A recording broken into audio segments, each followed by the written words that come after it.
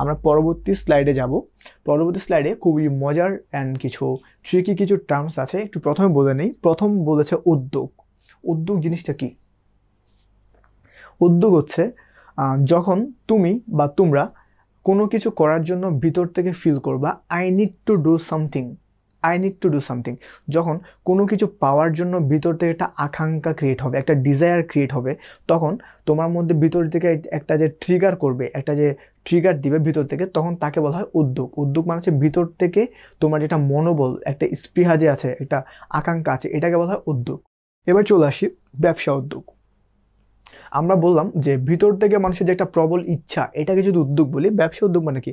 ব্যবসা করার জন্য মানুষের যে একটা প্রবল ইচ্ছা থাকে, উদ্যোগটা যদি ব্যবসার ক্ষেত্রে আমরা কনভার্ট করে দেই, তখন তাকে বলা হয় ব্যবসা উদ্যোগ, যেটা আমাদের আলোচ্য বিষয়।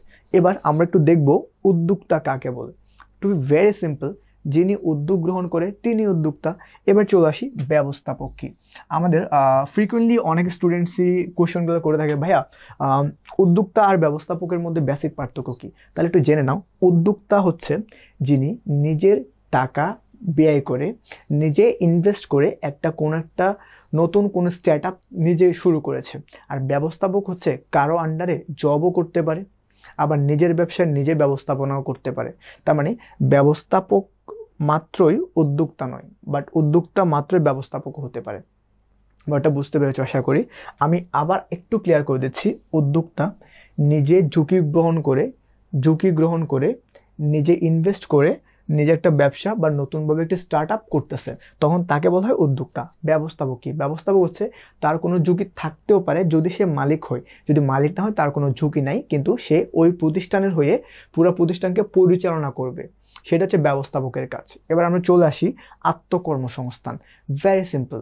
আত্মকর্মসংস্থান হচ্ছে নিজে যখন নিজের কর্মসংস্থানের ব্যবস্থা করব, তখন তাকে বলা হয় আত্মকর্মসংস্থান, যেটাকে ইংলিশে বলে সেলফ এমপ্লয়মেন্ট। মানে হচ্ছে আমি কোনো কিছু করার পাচ্ছে না, জব হচ্ছে না, তারপর হচ্ছে আমার অন্য এটা খারাপ ওটা খারাপ, আমার খুবই ডিপ্রেশনের মধ্যে আছে। এখন আমি ছোট করে চিন্তা করলাম কি, আমি উদ্যোগী হয়ে কোনো কিছু করার চিন্তা করে ছোট পরিসরে কিছু একটা শুরু করলাম নিজের কর্মসংস্থানের জন্য। যখন এটা হতে পারে চাকরি, হতে পারে ছোটোখাটো business, anything it could be, আবার it can be anything. But the thing is, যখন আমি নিজের প্রচেষ্টায় নিজে কিছু করার চেষ্টা করব, তখন তাকে বলা হয় আত্মকর্মসংস্থান। এই পর্যন্ত ছিল আজকের এই লেকচার। আসসালামু আলাইকুম।